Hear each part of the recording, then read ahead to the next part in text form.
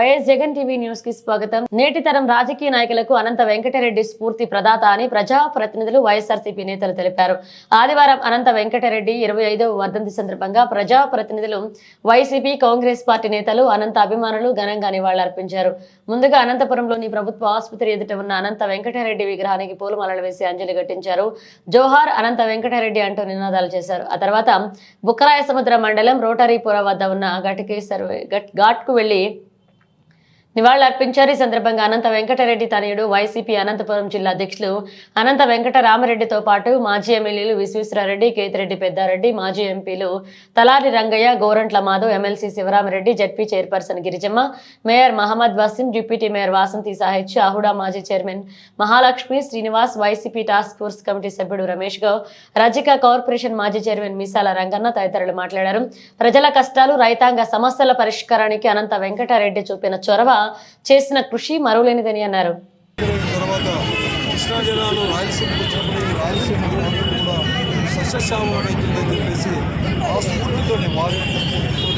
ఇక్కడ కూడా అందరి నియమాల ద్వారా కూడా కృష్ణా జలాలు కృష్ణా జలాలు తీసుకొచ్చిన కాకుండా ఆ రోజు అనంత వెంకటరెడ్డి గారి తర్వాత దానికి కూడా నామకరణం కూడా చేయడం జరిగింది.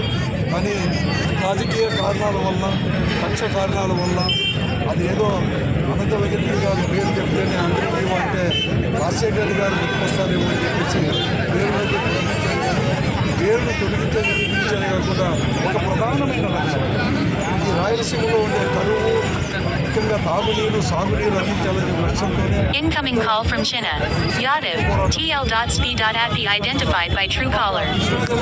రావడం అయితే జరిగింది. కానీ రాజశేఖర్ గారి వల్ల 2012 నుంచి కూడా జిల్లా కృష్ణా జలాలు వస్తున్నా కూడా 40 టీఎంసీల సామర్థ్యం అనేది కూడా ఇంతవరకు కూడా సరిగా రాలేకపోయింది. దానికి ప్రధానమైన కారణం 850 క్యూసెక్కులతో వస్తే 2200 వస్తాం. అందుకోసమే జగన్మోహన్ రెడ్డి గారు ముఖ్యమంత్రి మేమందరూ కూడా ఈ జిల్లాకు 21 వచ్చినప్పుడు ఏదైతే లక్ష్యంతో అందరినీ తీసుకొని వచ్చేసామో ఆ లక్ష్యం అనేది కూడా కేవలం 120 రోజుల్లోనే 40 టీఎంసీలు సామర్థ్యంతో ఎత్తిపోయాలంటే దానికి 10,000 క్యూసెక్కులన్నా కూడా అవసరం అనుకుంటుంటే వెంటనే 6,300 కూడా జీవో కూడా ఇవ్వడం జరిగింది.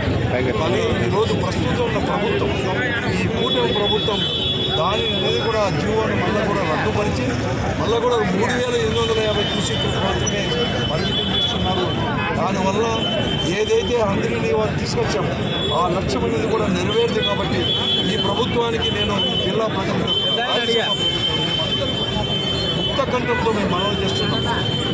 వీలుంటే 10,000 క్యూసెక్కులు చేయండి, లేకుంటే జగన్మోహన్ గారు ఇచ్చిన జీవో ప్రకారం ఆ రోజు టెండర్లు పిలిచిన ప్రకారం 6,300 క్యూసెక్కులు తీసుకొని రావాలని చెప్పి ప్రత్యేకంగా ఈ సందర్భంగా ఈరోజు ఆయన వర్ధంతి సందర్భంగా 25వ వర్ధంతి సందర్భంగా కూడా ప్రభుత్వాన్ని కూడా ప్రత్యేకంగా ఉదయం చేస్తున్నాం.